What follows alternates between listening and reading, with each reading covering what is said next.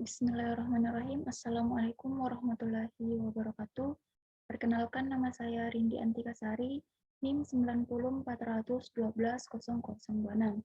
Sini saya akan menjelaskan mengenai jawaban saya pada final akuntansi keuangan nominal pertama. Setelah saya akan share terlebih dahulu materi saya.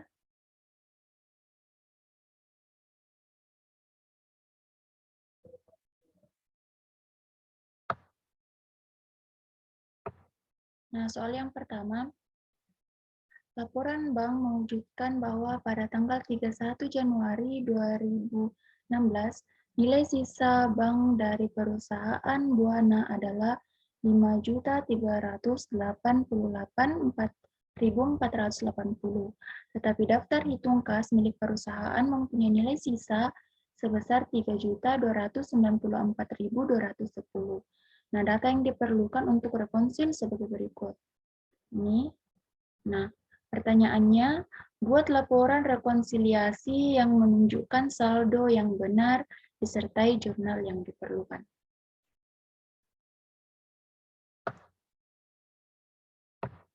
Untuk mempermudah, saya akan melihat soalnya di sini.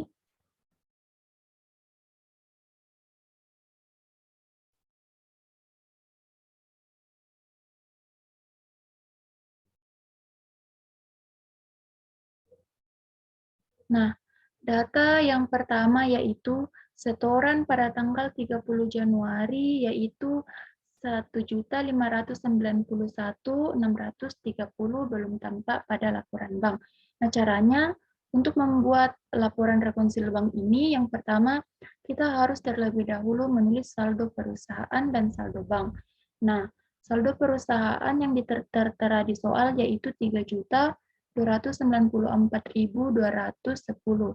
Sedangkan saldo bank yaitu 5.388.480.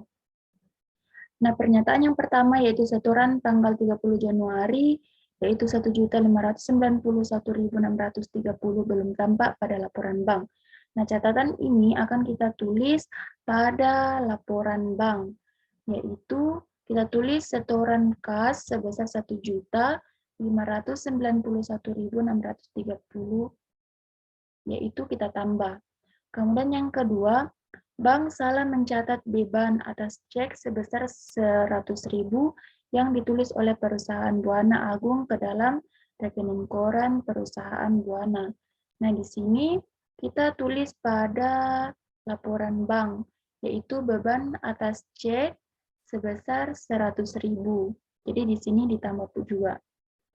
Jadi saldo banknya di sini kita tambah 2, yaitu setoran kasnya 1.591.630 dan beban atas cek sebesar 100.000. Jadi totalnya di sini 7.080.110. Kemudian yang ketiga yaitu cek-cek yang telah dikeluarkan perusahaan di akhir Januari tapi belum dibayar oleh bank sebesar 1.350.140. Nah, di sini kita tulis pada bank, kita kurangkan pada bank yaitu cek belum dicairkan sebesar 1.350.140. Jadi yang ini kita kurangkan dengan yang ini, hasilnya 5.729.970. Kemudian selanjutnya, bank menagih untuk kepentingan perusahaan sebuah wesel tagih sebesar 2.114.000. Nah, ini kita tulis tambahan pada perusahaan yaitu wesel tagih sebesar 2.114.000. Kemudian selanjutnya laporan bank menunjukkan pendapatan bunga sebesar 28.100 yang telah dibayarkan oleh bank ke dalam nilai sisa kas perusahaan. Jadi ini pendapatan bunganya kita tulis 28.010. Kemudian kesalahan pencatatan oleh perusahaan di mana cek nomor 333 sebesar 150.000 untuk membayar biaya iklan dicatat dalam jurnal pengeluaran kas sebesar 510.000. Kemudian seperti ini. Nah, pada laporan bank yang ditambah itu wesel tagih, yaitu 2.114.000, pendapatan bunganya 28.100, kesalahan penulisan yaitu 380.000, dan hasilnya semua jika ditambahkan yang saldo perusahaannya itu 5.796.220. Kemudian kita kurangkan dengan beban pelayanan bank yaitu 14.250, kemudian cek kosong 52.000. Hasilnya yang ini kita kurangkan dengan ini, hasilnya yaitu 5.729.970. Jadi ini sudah balance dengan ini.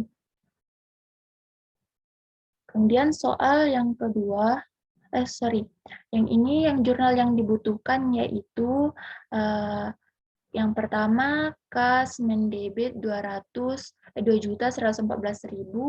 yang mengkreditnya wesel tagih 1.900.000, kemudian pendapatan bunganya 214.000. Kemudian yang kedua, yang mendebit kasnya 28.010, kemudian yang kredit pendapatan bunga 28.010. Kemudian yang ketiga, kasnya mendebit 360.000, kemudian yang kredit utang dagang 360.000. Kemudian yang keempat, beban lain-lain 14.250, kemudian yang kreditnya kas 14.250. Kemudian yang terakhir, piutang mendebit 52.000, yang mengkreditnya kas 52.000. Kemudian soal yang kedua, Pantun Century memberikan pinjaman kepada John Corporation senilai 900.000 pada 1 Januari 2018. Pantun Century menerima piutang wesel dengan bunga 7% yang jatuh tempo dalam waktu 5 tahun. Tingkat bunga pasar wesel tersebut 9%, pembayaran bunga yang diterima Pantun Century pada tanggal 1. Nah, yang diminta, buatlah schedule amortisasi untuk piutang wesel sampai tanggal jatuh temponya, serta jurnal untuk mencatat transaksi terkait piutang wesel dari sudut pandang Pantun Century mulai 1 Januari 2018 sampai 2020. Nah, caranya yaitu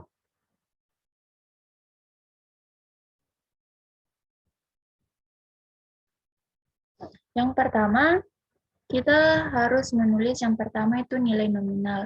Dan nilai nominal itu adalah hutang. Kemudian ini bunga pasarnya 9%, bunga nominalnya 7%, kemudian faktor diskonto yang ini adalah present value, dan ini faktor diskonto annuity yaitu present value annuity. Kemudian periodenya 5 tahun. Kemudian bunga tunai diambil dari state rate-nya atau bunganya dikali dengan nilai nominalnya. Hasilnya jadi bunga tunainya yaitu 63.000. Kemudian present value nominalnya yaitu nilai nominal dikali dengan faktor diskonto. Kemudian present value bunganya diambil dari bunga tunai dikali dengan faktor diskonto annuity-nya. Nah, hasilnya ini present value nominal dengan present value bunganya yaitu ini 829.984.095. Nah, ini tabel amortisasinya. Nah, kas diterimanya ini yaitu dari bunga tunai, kemudian pendapatan bunganya diambil dari bunga pasar dikali dengan nilai bawaannya. Nah, ini nilai bawaannya ini diambil dari sini. Kemudian kalau amortisasinya diambil dari pendapatan bunga dikurang kas yang diterima. Yang ini.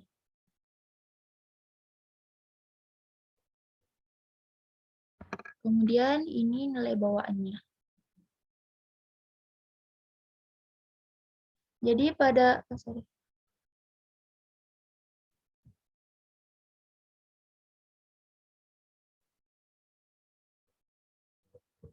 Jadi pada tabel amortisasinya pada tanggal 1 Januari 2018 itu nilai bawaannya 829.984,95. Kemudian 1 Januari 2019 yaitu kasnya diterima 63.000, pendapatan bunganya 76.698,65, kemudian amortisasinya 11.698,65, kemudian nilai bawaannya 841.683,6.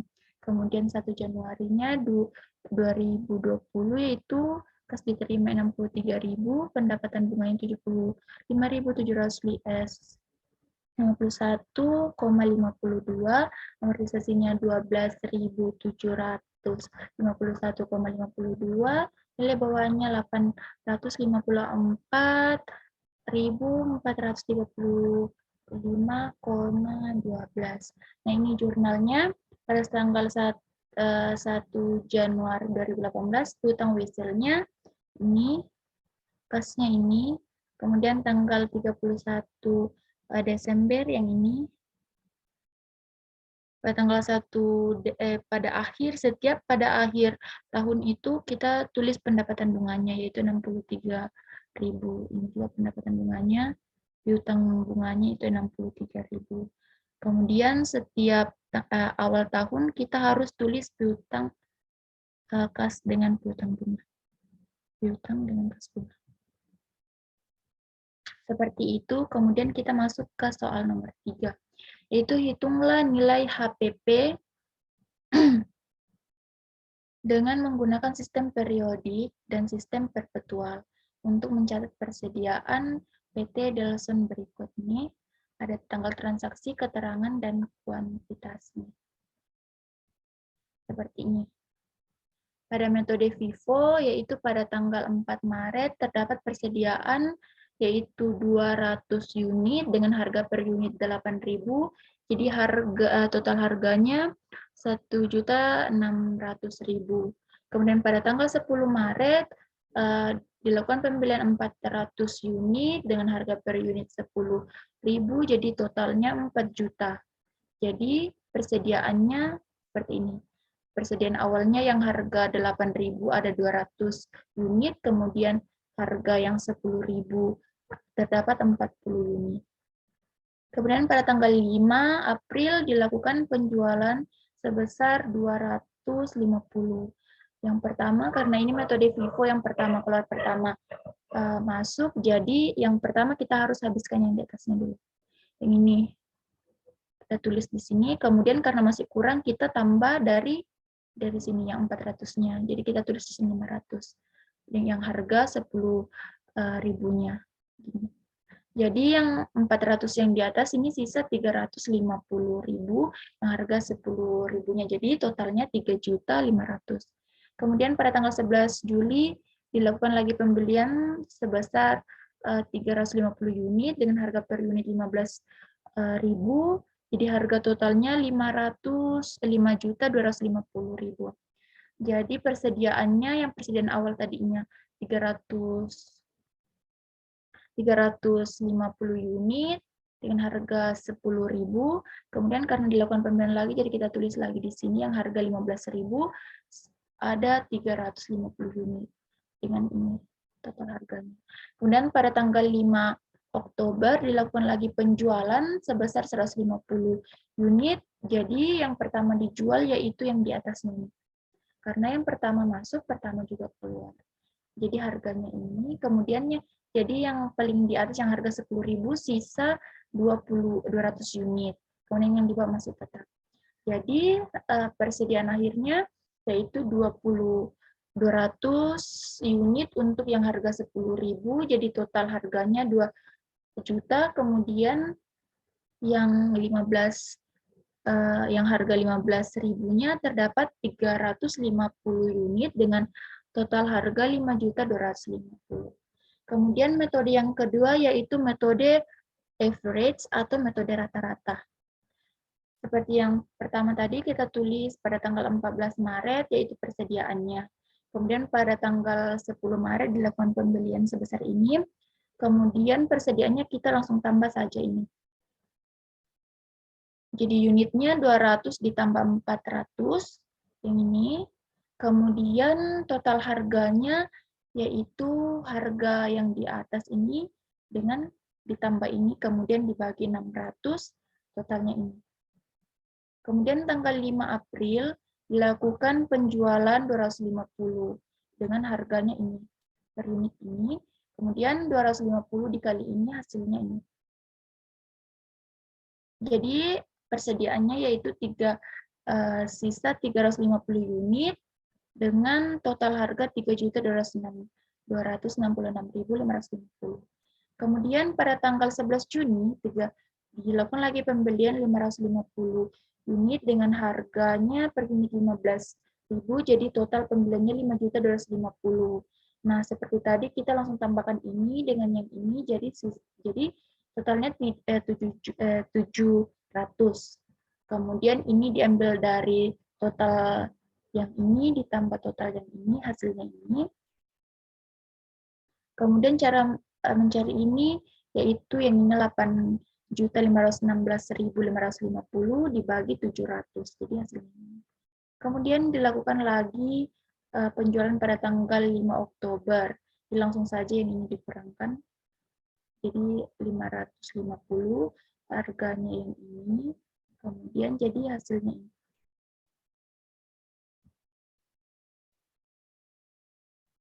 Kemudian soal terakhir, pada tanggal 1 Maret 2007 PT Antam Jaya telah membeli mesin pembajak dengan harga perolehan sebesar 54 juta. Mesin tersebut diperkirakan memiliki masa umur manfaat sebesar selama 5 tahun dengan nilai residu atau nilai sisanya nanti 18 juta. Yang diminta di sini kita akan membuat tabel penyusutan mesin menggunakan metode garis lurus dan menunjukkan nilai buku mesin pada tahun 2009.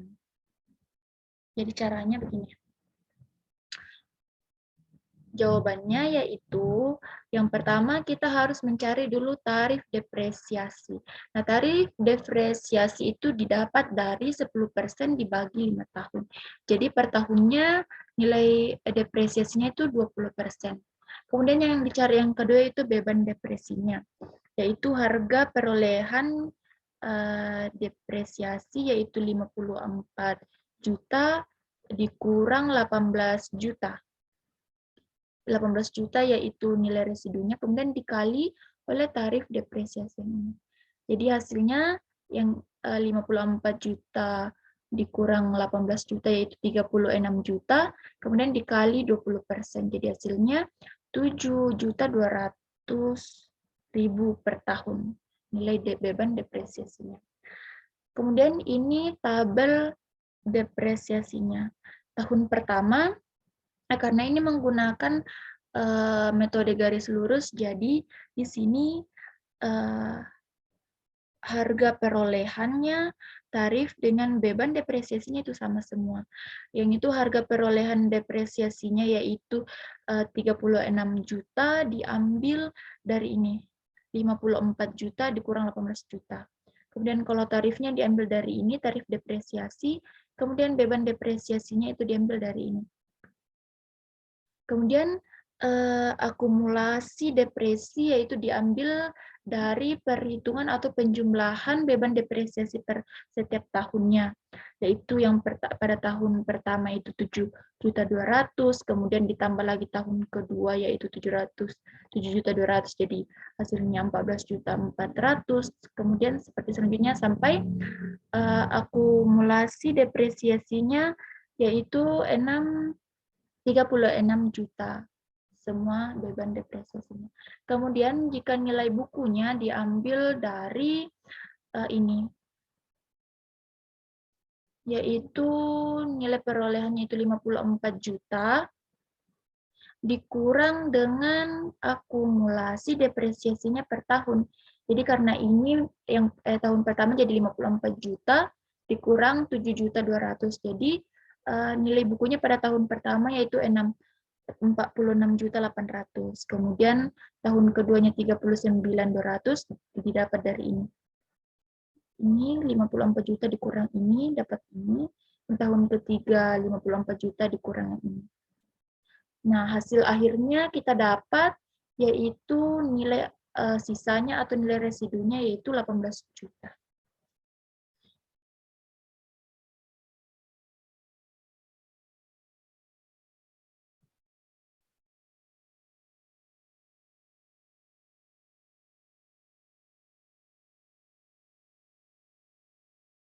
Nah, mungkin itu saja yang dapat saya sampaikan.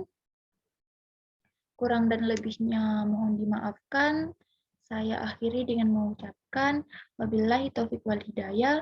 Wassalamualaikum warahmatullahi wabarakatuh.